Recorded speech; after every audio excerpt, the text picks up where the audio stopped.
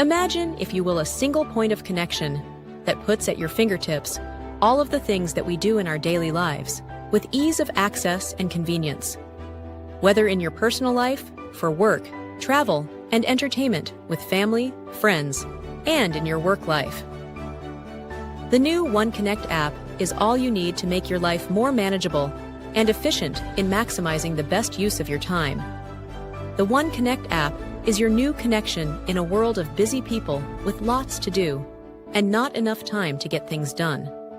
OneConnect app was created with you in mind and is all you need. Download OneConnect app now. Also visit us at www.oneconnectapp.com.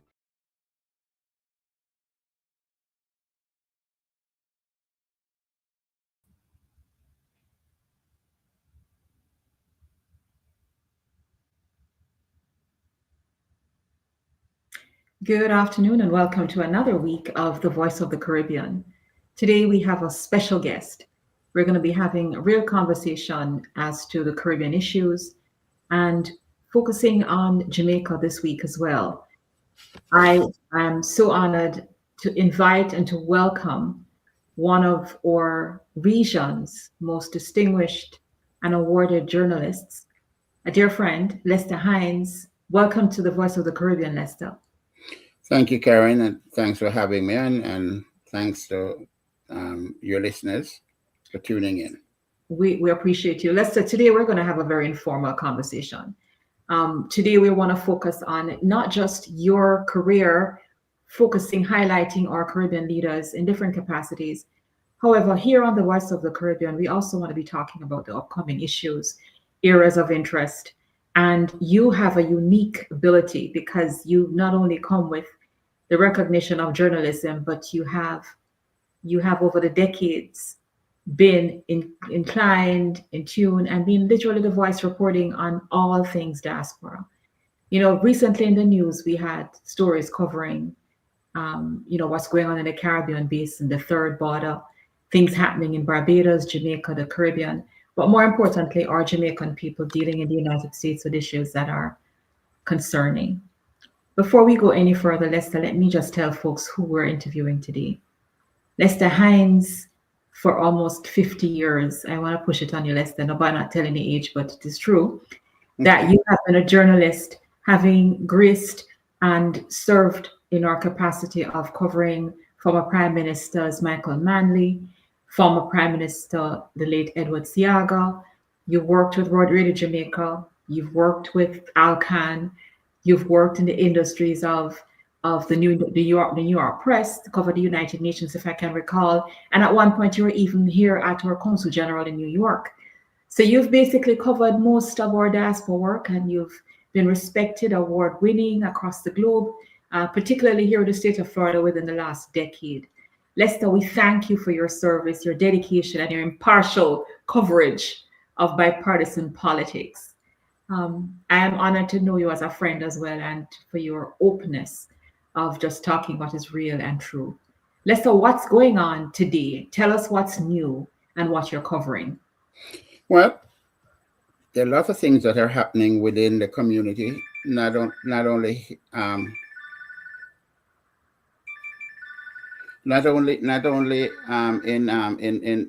New York and elsewhere, but we one of the things that we need to be mindful of is the fact that we don't have. Okay, let me go back. As of the 1st of March, and this is a concern to our community. If you're a green card holder in the United States and you have started a business and you are looking to access federal funds for that business, as of March 1, you are no longer able to access funding through the Small Business Association. They've changed the rules, which says that as a green card holder, no, your company would not be able to be provided with funding for that business if you're starting up that business.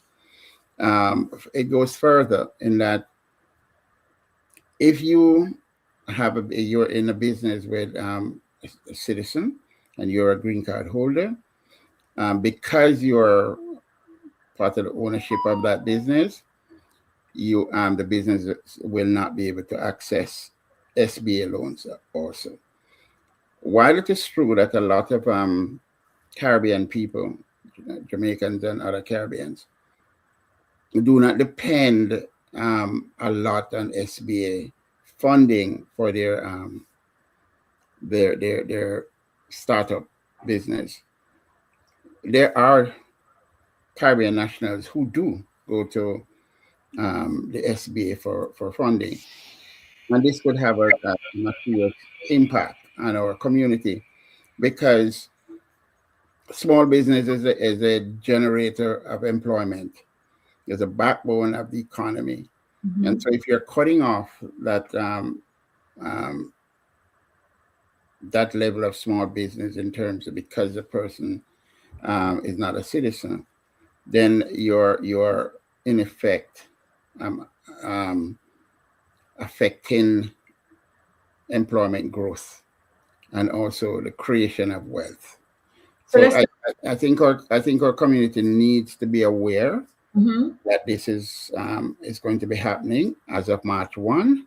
Mhm. So they need to make the necessary adjustment as to whether or not they will go to SBA or find other funding sources. Yeah, that's interesting. You mentioned that highlighting because unknown to many, the Small Business Bureau has been around for a long time, particularly supporting even during hurricane and other crises. Post COVID, the funding was there for re-energizing, regenerating businesses, and we're wondering now. It is being said that the eligibility of naturalization is based on federal dependency, right? That this is for one of the reasons why they've ceased to advance any applications for any kind of person wanting to bring their family in who they believe would not meet the economic threshold of independence. Lester, that is something nobody has spoken about because I don't think it's in the pipeline of anybody's knowledge. But let it be also known that, as I said, the SBA has literally been not only the source for funding small businesses, loans, disasters, but it's been kind of the bedrock of a lot of new businesses, not just for immigrants. A lot of folks are going to be, naturalization too might become a qualification too, as far as that goes. So that's one issue, Lester. What else is happening within our diaspora? I saw a story you did this morning where you were highlighting that the new representation of selecting our diaspora leaders had a low voter participation. When is Okay. the date for voting? All right. Every 3 years, the Global Jamaica Diaspora Council holds an election. Well, I don't know why they call it an election because actually you go out and vote for the people, but the ministry in Jamaica selects the individuals. Interesting. So every 3 years, you have to vote for people to this council. There are two councils. There's a Global Jamaica Diaspora Council, and then you have the Global Jamaica Diaspora Youth Council. There are 7 leaders from each council spread out across the diaspora, which is US, Canada, UK.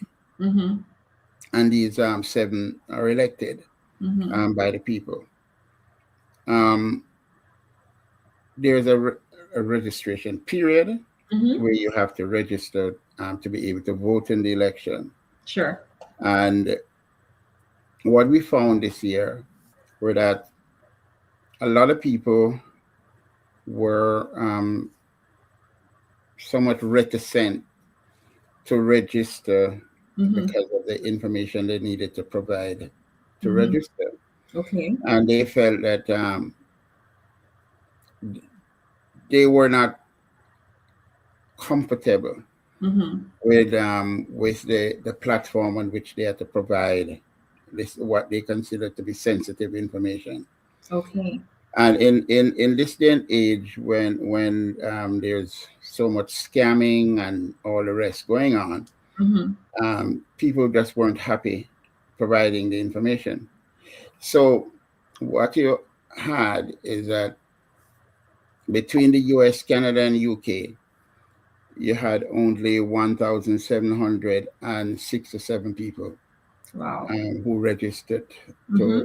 to vote. And the voting goes on until the 20th of this month. Okay. So that's a number. Now, 3 years ago, you had over 3,000 people registered to vote. It's not just about the um, the information that you have to provide for it, because there are other people who feel that the council is not relevant, and Okay. so they just don't see why they should participate in it, Okay. Okay.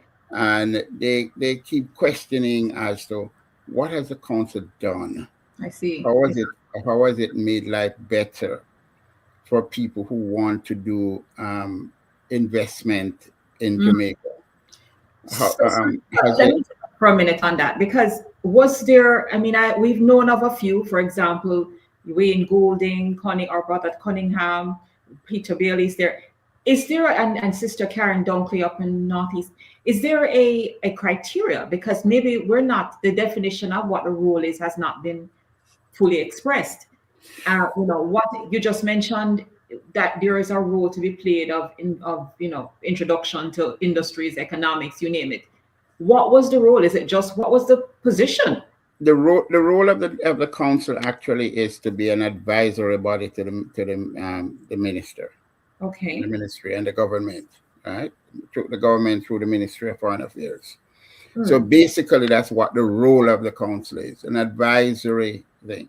It is supposed to bring to the attention of the Ministry of Foreign Affairs and hence the government issues that may impact Jamaicans in the diaspora. Mm-hmm.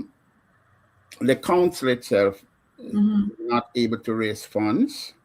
They are Mm-hmm. not. They are held to certain criteria. So the fact is that, and the other thing is, if you become a member of the council, for instance, in the Northeast, Mm-hmm. it's 13 different states that make up the Northeast region. Uh-huh. And as a council member, you have to travel to these 13 states Right. to meet with the community leaders and what have you and all of that, as well as to attend functions. And all of this comes out of your pocket. Okay. So it's you have to cover all of cost. okay. Plus, if you have to go to Jamaica for meetings of the council, Mm-hmm. you have to bear those costs also. Okay, so there hasn't been a real clarity as to what the role is, what is expected. The truth is, in the South, there's also, I think it's 13 states that the Southern representative also has. So the criteria for this role, which is an advisory role to the government, needs to be defined. That folks need to be aware of, as you said. Is it that the criteria, because of no knowledge of the role, did not appeal to others? Or is it that because of Hurricane Melissa, possibly we didn't have as much entries? No, between the US, Canada, and UK, I think you had 71 people who put themselves forward Okay. for these 7 positions. Okay. And so you'll be voting for these candidates. So the candidate who gets the most vote out of the region will be the person who is selected to be the council member. Okay. And as I said, it is an advisory role. It is not. It's not a representational role. It's an advisory role. So it's a patriotic role of independent funding. I'm sorry? It's a patriotic role for someone who is advising the government at their own expense. Right. So basically, you're an advisor to the government. Okay. And so the other thing that members of the community talked about Mm-hmm. is that they don't think that the government did enough to try and galvanize people around the registration process to get more people to register.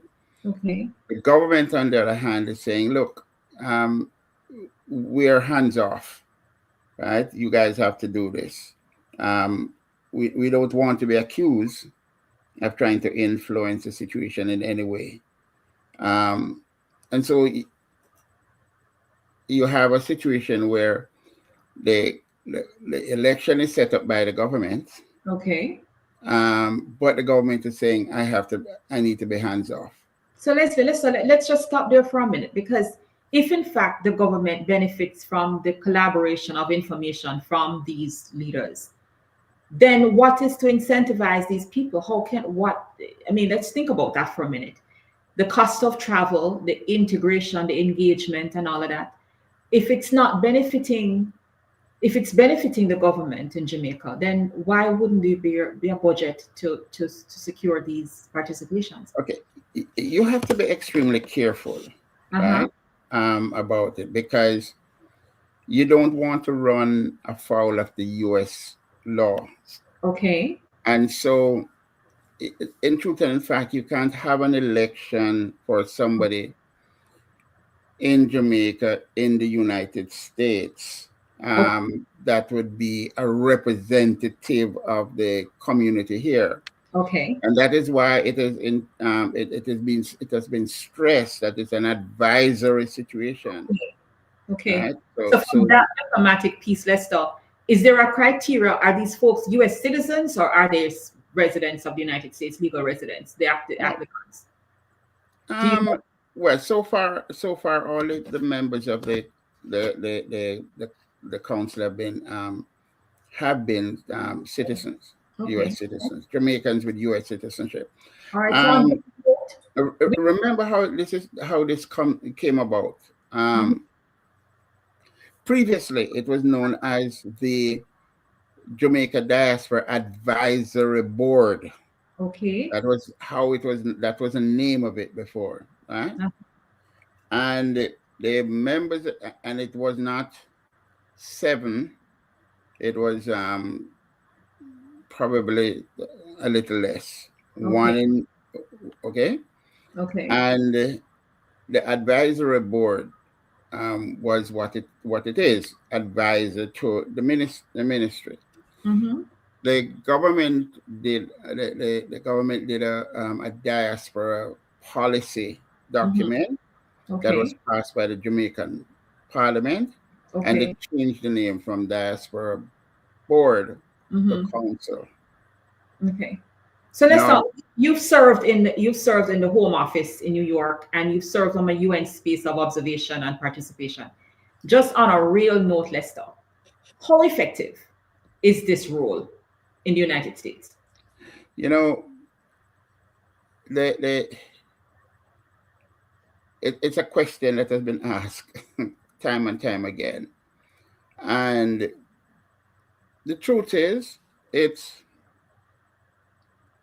you're looking for representation, if you're looking for somebody who is going to be out there to say, this is what I want the government to do to assist us Jamaicans in the region, that's not what you're going to get. Okay. Okay. Okay. And so there's this this dichotomy of what you want and what you can't get. Okay. And so that's where the situation diverse. All right. So let us just to wrap up on that point, remind folks that there's an election ongoing. It's a virtual election process, and the closing date for election is when? No, February 20. February 20th. Okay. So and they go to the website, connectmejamaica.com. Okay. To be able to vote, but you can only vote if you were registered to vote. Okay. So that is said and done. So we're going to leave that there. I was just following up on a story I saw you had in the Gleaner today that was expressing that there was a low participation of registration and possibly turnout. So that's those. We want to wish all those who are in our hearing today the best, those who are candidates for this novel and requested support to our Jamaican government and our international representation as Jamaicans across the globe. Lester, I also saw in the news this week a very interesting story, and you having served in your capacity as, I remember, your stories of having toured with Michael Manley and the luxury or legacy of also serving the former Prime Minister, Eddie Seaga. There was a story this week that was showing just what it was. The Caribbean basin has become a primary interest for a lot of reasons, CARICOM, etc. And I just wanted you to give us a little example, or just to tell us what it was, having worked with these two people. A young man probably in his early teens, 20s, working with Michael Manley, a leader at the time, and then Eddie Seaga. How was it?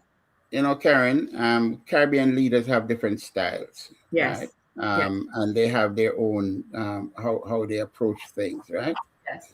Michael Manley was a firebrand. Yes. Somebody who was not afraid to take on the powers that be, whether it's the United States, whether it's Britain, wherever. He believed strongly in building coalition among developing countries, because he felt that by doing that, you're in a better position to leverage goods and services from developed countries, because now you're not dealing on a one-on-one basis, but you're dealing with a group of countries with similar interests. And that was his thought process. Okay. Mr. Seaga, on the other hand, believed more in the unilateral system, where he believed in he can build one-on-one relationships with government that will benefit Jamaica more. So they have the different styles in terms of how they approach things. But what was common to both of them was the fact that they strongly believe in the independence of the Caribbean region. And they believe very strongly that the Caribbean region should be and should remain a zone of peace. They believe very strongly that, nothing should be done to fracture the region and force the region to choose sides. That's not where they were, and so they both very strongly believe in CARICOM, the unity of the Caribbean region. Yes, and so while CARICOM started out with the English-speaking countries that were ruled by Britain, they expanded to include other countries in the region. So let's interject before we go on to our break. We're going to follow up on this piece of the CARICOM, the origin of it, and the participation of Jamaica and the leaders back then at the initial stage of CARICOM. As we're going in, folks who are in our viewing audience here on One Love Connect, Tempo TV, and across the Bloomberg and other affiliates, our guest today is none other than award-winning journalist Lester Hines, who is with us here. We're going into our first commercial, and we'll be right back to follow up on the Caribbean experience and his wide, verse knowledge of journalism within the Caribbean region. Thank you so much, Lester Hines. Our guests, please stay with us. We're going to our first commercial where, the bills have to be paid. Thank you for joining us. I used to watch BET, MTV, VH1, now I watch Tempo. Soca, Calypso, Reggae Dancehall. Don't stall, better get tuned in to the Tempo. Don't have cable, they got an app. Go to your app store, download that. Whether it's tourism, cuisine, or the social scenes, if it ain't Tempo, it's a rap. Who got the Caribbean views? Tempo. It's the latest in Caribbean news. Tempo. You tryna cook Caribbean food? Tempo. You know they got the music videos too. Tempo. Who got the Caribbean views? Tempo. It's the latest in Caribbean news. Tempo. You tryna cook Caribbean food? Tempo. You know they got the music videos too. Tempo.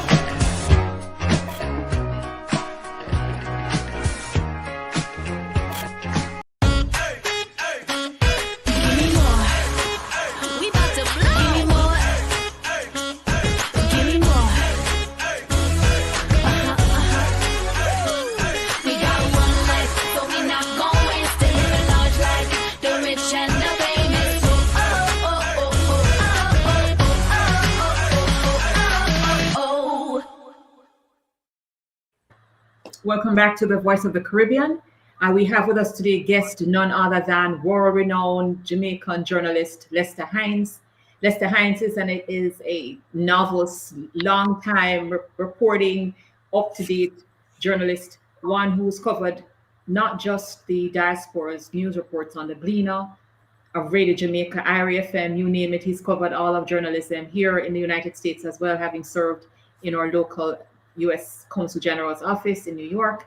And more importantly, he continues to bring reports in from across the diaspora. Lester, we were talking just now before the commercial about the origin of the Jamaican leaders, namely Michael Manley Edisiag at the time with CARICOM. And you were telling us that, it started out being an English-speaking alliance in the region, but then it went on to include the Americans. Give us a little more about that before we move into something I want to talk to you about. Well, I mean, because they didn't believe that that the Caribbean encompasses only the English-speaking region, and so they brought in some countries more on an observer basis to then later on make them full CARICOM partners. Mm-hmm. So that's why the CARICOM region has widened the number of countries that are there. Widened because of their vision. They saw the Caribbean. You have to remember that it started out that the whole idea of CARICOM was for the free movement of people between the islands. Okay, to have one currency that was used throughout the countries of the islands. Right. There are lots of areas of the Chaguaramas Treaty that set up CARICOM, right? Mm-hmm. That have not been implemented. Mm-hmm. And countries are still very territorial. And so, although there's a movement now towards a freer travel of people between the islands, and this is reflected in the fact that you have what is known as a CARICOM passport. Right. Although it says Jamaica on it, right, and it says Barbados on it. Right? The fact is that countries are still very territorial. Right. They still value their independence very highly, and so they still want to keep their own currency. They make their own laws, and it will take a while before a lot of the Treaty of Chaguaramas is fully implemented, and that's not.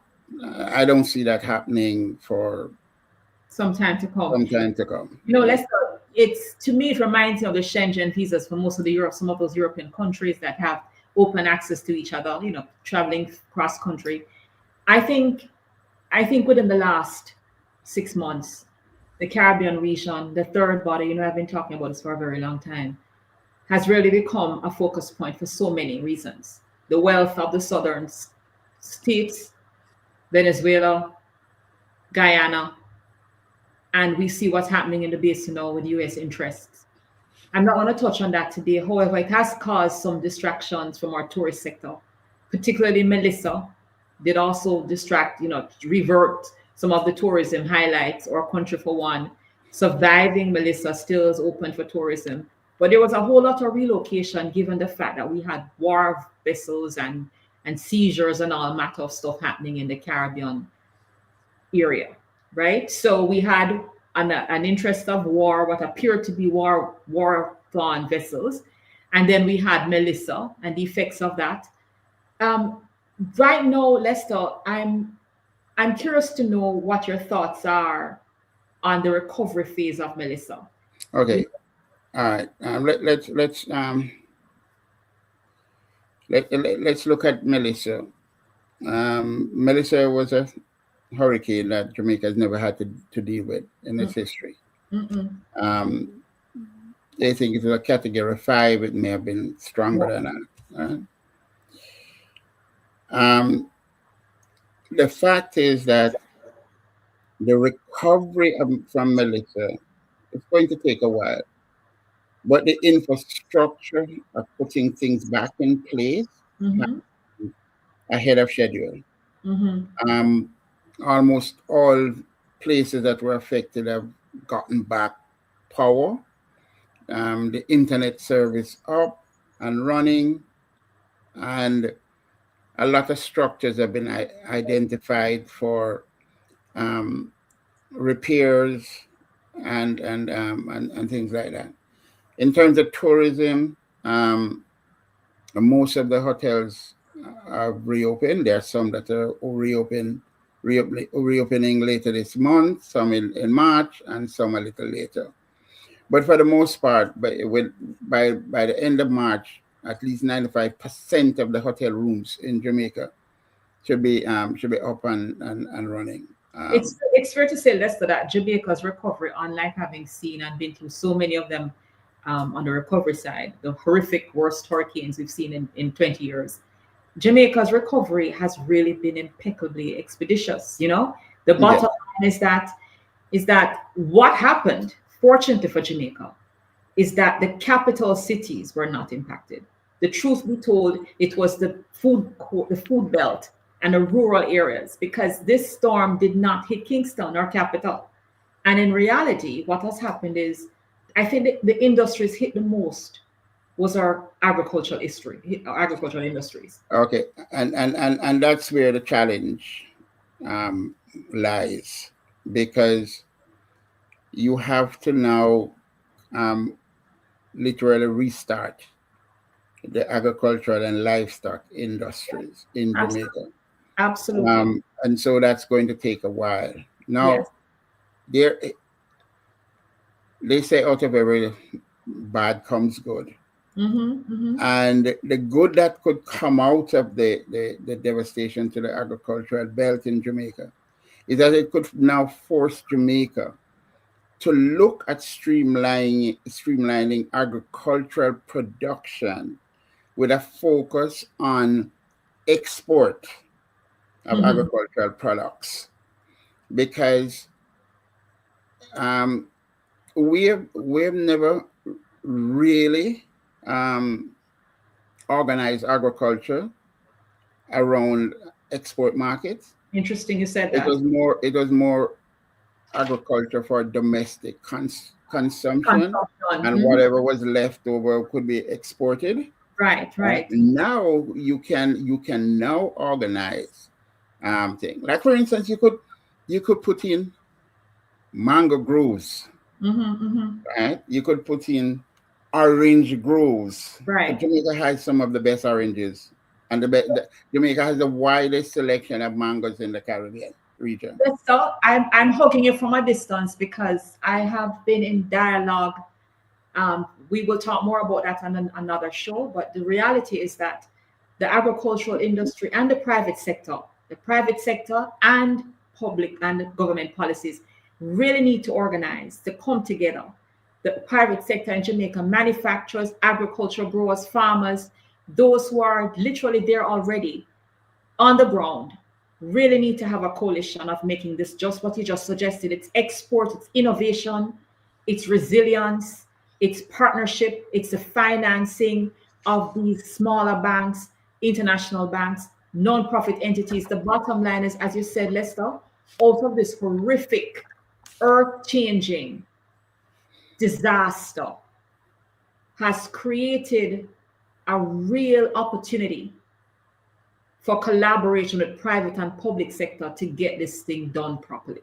There's also a real opportunity to look at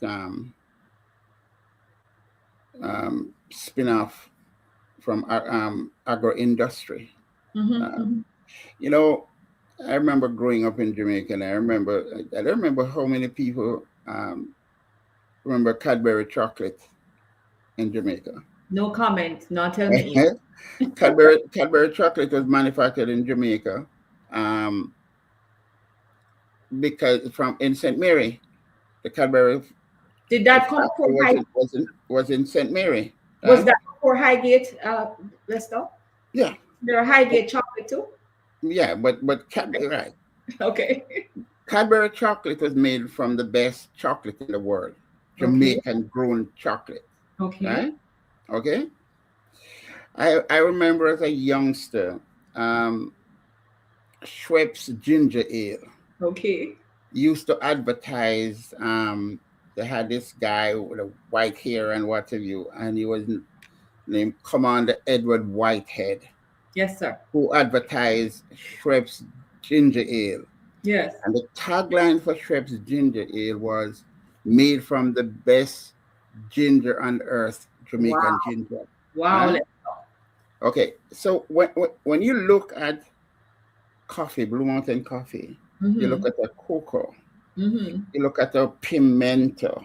Yes. When you look at and a lot of people don't know that you make oil from pimento. Okay? Yes. Yes. Yes. So you look at pimento, you look at chocolate, you look at coffee, you look at mangoes, you look at there's a unique fruit to Jamaica known as the Ortonique, Yes. which is a cross between orange and tangerine. Okay, which is one of the sweetest orange type thing that you can get to eat. Right.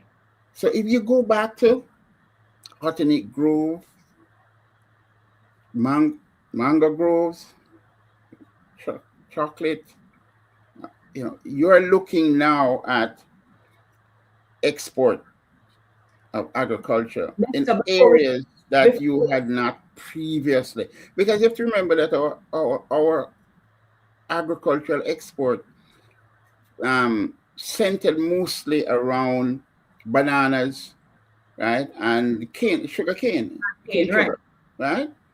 And banana at one That point. was basically because those were the large export agricultural crops, right? But here we have, I mean, Jamaica's pepper, Scotch bonnet pepper. Yes.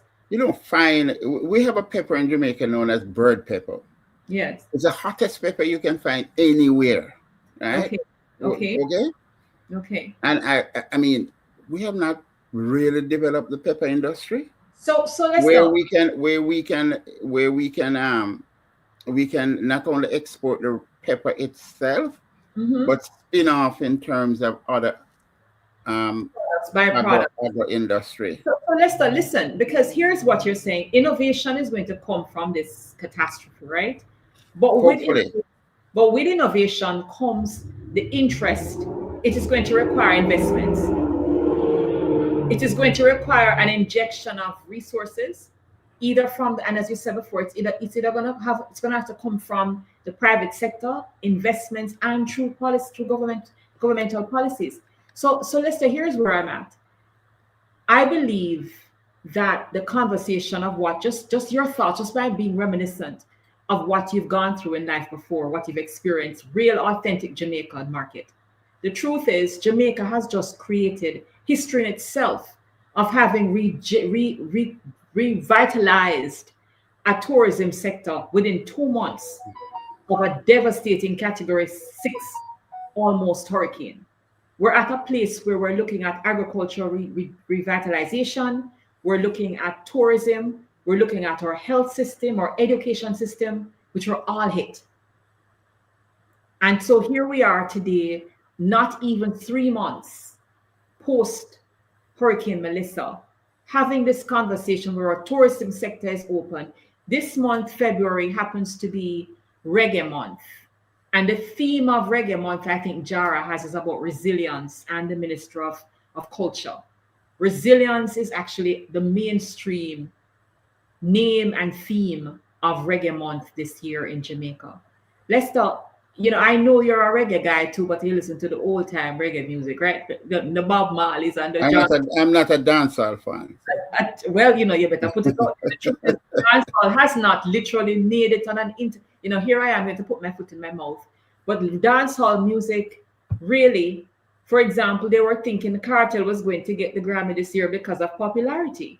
But reggae music dancehall has not advanced past reggae music. Okay. In acceptance. But Karen, the reality of the situation, right, is that Jamaican culture is not just reggae music. You can talk about, yes, reggae music has taken the world by storm, and it has been there, and you cannot walk into any country without hearing reggae music being played and what have you. And the most popular Jamaican on the face of the earth is Bob Marley. I mean, you can't remove that, right? And Bob Marley grew in legend after his death rather than before, right? Absolutely. But we do have other cultural outtake in Jamaica that we are not exporting to the world. Such as? And one of the things that interests me, I found recently, was at the Grammy, all the hullabaloo was made about the reggae Grammy winner. But what slipped through the crack was that there was a Jamaican who won Grammy for classical composing music. Okay. Okay. Okay. All right. Okay. So you look at Jamaican culture, and one wants to think that it's one dimensional when it's not. Right? It is absolutely not. You look at NDTC, National Dance Theatre Company, right?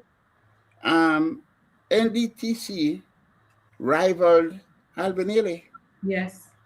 At the height of NDTC. Yeah, you're right.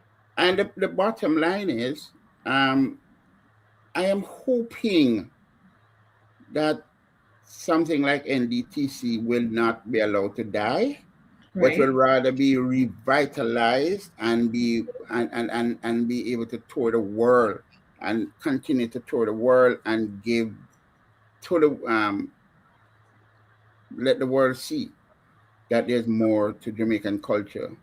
So you're in a position where, just as you're trying to remind us of the cultural merits that Jamaicans have, you have an opportunity to keep reminding us, because that's one of the things I believe us folks, we need to make the other generation aware of what we're coming from. The cultural experiences or legacies need to be in place.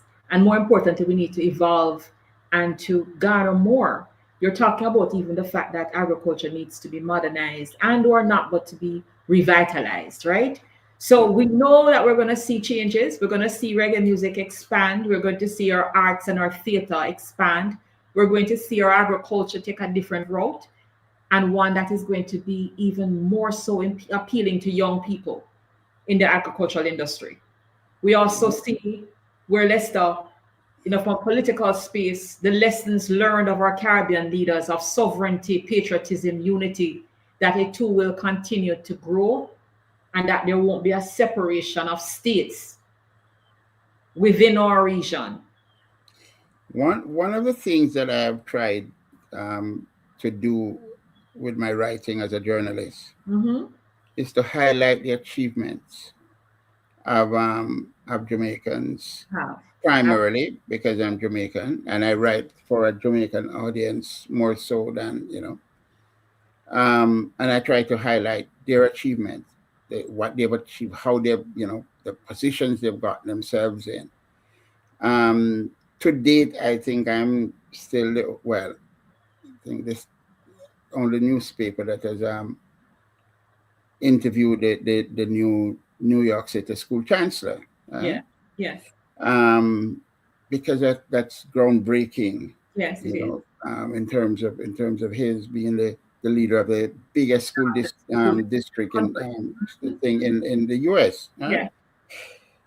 So I try to highlight the achievements of Jamaicans in terms of it, not to the exclusion of other areas, but because I do believe that when we highlight what are being achieved by Jamaicans and other Caribbeans, we are setting the stage for our youngsters, Yes. whether they're in Jamaica, in the Caribbean region, or they're here in the Yes. U.S., to point out to them that, look, you can do it. Trust me, you can do it, right? And it's in your hands to do it, right? Absolutely. And so, to me, I am trying to hold these people up as heroes Yes. to the next generation, for them to say, okay, fine, I want to emulate these people. Now, I have my own disappointment in terms of when I look around the political arena in the United States, right? On a local level, we have, in Southern Florida, we have a couple of mayors, we have a couple of commissioners, and school board members. When I look in New York and those areas, we have probably one or two members sitting on the New York City Council. We may have one or two members in the New York State Assembly. We don't have any Caribbean-born person in Congress. Well, whose fault was that? I tried. But the bottom line is that what I'm seeing is kind of a withdrawal by Jamaicans and Caribbean nationals from the political arena. And it saddens me because I believe that you can only make a difference if you're seated at the table. And I believe that that to be seated at the table, you have to get yourself elected to Congress, to the Senate, to the state assembly, the state Senate, to local government bodies, and all of that. Well, there is I think part of the reason for this dearth of candidates. Let's hear that. Is because we don't have viable organizations that will put up people to run for elected office and fund them. Yes. Right? And if you don't fund them, they're not going to win. So let me pick up on that. There are two things that happen in this regard. Two of which you've touched is that there has to be a recruitment and there has to be the funding element to support these candidates. But until the Caribbean electorate is seen as valuable to the point where they're double digits in the electorate, is where and when they will get the support of the national donors, right? But here is where we are. There's also a stigma or a cultural lack of interest because of what politics is, where many of the Caribbean people come from. They just don't do it because they just don't want to be a part of what they see as a corrupt way of life, right? In reality, what is happening is, as you said before, it's not about being at the table. It's about representing the represented, being aware of the representation of people who are like you. I think somebody needs to be there to represent who you are. You're right. South Florida, Broward County particularly, has most of the islanders, Jamaicans particularly, elected to municipal election roles, right? I know Wayne Massam tried to run for president. He put himself on the ticket at once. We currently right now have a few candidates who are running for Congress in the state, one in the state of Florida, and others have. As you know before, many of us have tried. And for those reasons, we have gotten that close, but not all the way there, right? So I'm here today to say to you as well, Lester, don't be discouraged. I think the opportunity is presenting itself for a few others again. I think it will happen. And I think at some point we are going to have the representation needed. We have our Congresswoman Yvette Clarke, who happens to chair the Black Caucus nationally as well. As you said, she's not US born. Her mother Una Clark was serving on the New York Council as well. But there is work to be done, and we are looking forward to having a Jamaican-born congressional representative in the United States pretty soon, God's willing. Lester, before you go, before we wrap up on this show today, I want to thank you personally for doing what you've taken on as a life task of representing and identifying people in the country leading in their own roles, particularly in the Jamaican diaspora. But you, as you said before, you look out for people from the Caribbean basin. Thank you for your years of service, for your sense of honesty. And it's not often that you find people in journalism who hold their line and are true to their words. And I want to take it on behalf of this network, One Love Connect, Tempo TV, or Bloomberg affiliates, and our brothers out of, where we are there in Callaloo Network. Thank you for all the viewers watching our show today. Lester Hines, thank you for your years of dedication, and we will continue to recognize you as an award-winning journalist. And today, before we leave, we just want to celebrate you, Lester. Thank you very much. Thank you very much for that. What is not really known is that I also worked for the New York Daily News as a reporter. Yes, you did. And when I left the New York Daily News, I wrote for the as a freelance writer for the New York Post and New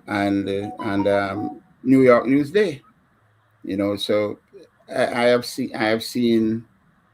I've worked for Wire Service, I've worked for daily newspapers, I've worked for radio stations. Right. I used to be a frequent guest on television, but I have stepped back. I want other people to step up and do it and be there and to be visible. And I try very hard to be a source right. to people who want to get to the level I've reached in my career. Lester, thank you for passing the baton to those who you see. I know you've been a mentor to a few as well. And this is why we celebrate you today. We're going to be inviting you back as the program continues. As you know, we've changed the format from the Voice of Florida to the Voice of the Caribbean, particularly to include everyone in the region as we move forward in this time of advancement, unity, and just building our Commonwealth and our CARICOM group of islands and just our community. Before we wrap up, Lester, on Sunday we had the Super Bowl, and it was such a unique thing to see all of the Americana flags with Bad Boy Bunny showing all the flags out of the Key and Peace and just. Why are you spoiling the man's name? It's Bad Bunny, not Bad Boy Bunny. It was a bad boy effect because he's getting all the beat up, whatever it was. But it was beautiful. I think just seeing the flags to me. I think the message he was sending is that the world seemed to think that the U.S. is America. And he was saying, no, we're all part of the Americas. Correct. All these countries are a part of the America. The Americas. So, that is what I left with as well. That, before anything else, America, there was the Americans. It is Americana. So it is what it is. Listen, Lester, thank you. Thank you for being here with us. Thank you for joining us here on the Voice of the Caribbean. And we'll see you next week. This has been a great show. Welcome to our TV network, your ultimate destination for all things exciting and essential. From mouth-watering food to the latest in fashion, health, education, music, movies, and news, plus thrilling sports and breathtaking travel, our TV network brings it all to you. Tune in today and experience the best of every world, all in one place, RTV.network.